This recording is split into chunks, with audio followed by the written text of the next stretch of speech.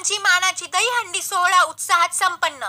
दहीहंडी उत्सवानिमित्त संजीवनी युवा प्रतिष्ठानच्या वतीने युवा नेते विवेक भैया कोल्हे यांच्या मार्गदर्शनाखाली श्री छत्रपती शिवाजी महाराज मानाची दहीहंडी पार पडली। मोठ्या संख्येने कोपरगाव शहर आणि तालुक्यातून गोविंदा पथक व नागरिकांनी हजेरी लावली।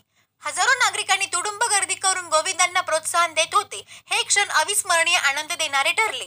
सतत सामाजिक संदेश देणारे संजीवनी या प्रतिष्ठानने दहीहंडी उत्सवात देखील वेगळेपण सिद्ध केले आहे। महिलेशी असभ्य वर्तन केले म्हणून रांझे गावच्या बाबाजी गुज्जरच्या हातपाय कलम करण्याची शिक्षा छत्रपती शिवाजी महाराजांनी कशी दिली होती तो प्रसंग हुबेहूब साकारला गेला। दहीहंडी स्त्री संरक्षणाची छत्रपती शिवाजी महाराजांच्या विचाराची अशी थीम घेण्यात आली होती। अनेक गोविंदा पथकांनी प्रयत्न करून दहीहंडी फुटली नाही, त्यामुळे काही उंची कमी करून सर्व पथकांनी मिळून दहीहंडी फोडली।